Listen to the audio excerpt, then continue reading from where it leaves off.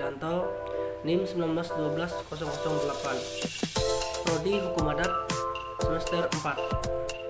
Di sini saya akan memaparkan materi atau menjelaskan terkait hukum perkawinan. Dasar yang saya pakai Undang-Undang Nomor 1 Tahun 1974 tentang perkawinan. Kita sering dengar istilah perkawinan. Perkawinan adalah pasti antara pria dan wanita itu menikah. Jadi perkawinan adalah suatu ikatan antara pria dan wanita untuk mengatur rumah tangga yang berdasarkan ketuhanan Yang Maha Esa. Dan syarat-syarat untuk melakukan perkawinan, syarat yang pertama adalah harus satu agama. Terus muncul pertanyaan, bagaimana jika berbeda agama? Jika berbeda agama, salah satu pihak harus mengikuti pihak yang lain. Syarat yang kedua, umur.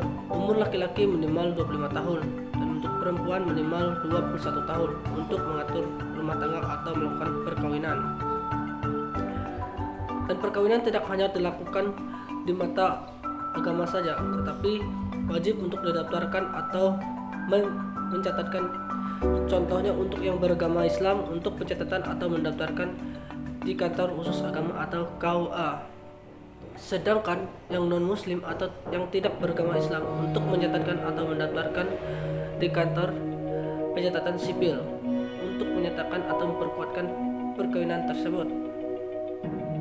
Setelah dilakukan perkawinan, muncul pertanyaan status harta. Kita harus mengetahui dulu harta tersebut. Di dalam undang-undang ada dua jenis harta. Ada harta bawaan dan harta bersama. Apa yang disebut dengan harta bawaan? Harta bawaan adalah ketika sebelum melakukan perkawinan dia bekerja, contohnya dia mendapatkan suatu barang tersebut. Apakah hak waris dari kedua orang tua atau lain sebagainya. Itulah yang disebut dengan harta bawaan. Sedangkan yang harta bersama, setelah melakukan perkawinan antara suami istri di dalam perjalanan hidup, mereka dua memperoleh harta. Contohnya mereka dua membeli sebuah rumah. Itulah yang disebut dengan harta bersama.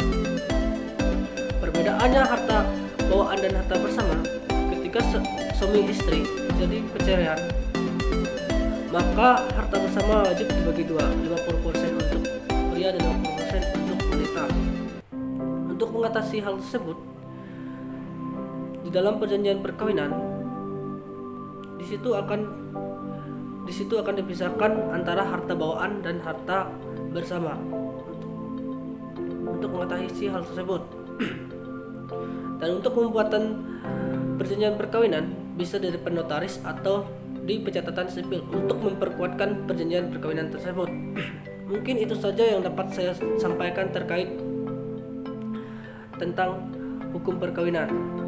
Semoga bisa ketemu di lab berikutnya. Semoga video ini dapat bermanfaat bagi kita semua. Saya tutup dengan Pramusanti. Om Santi.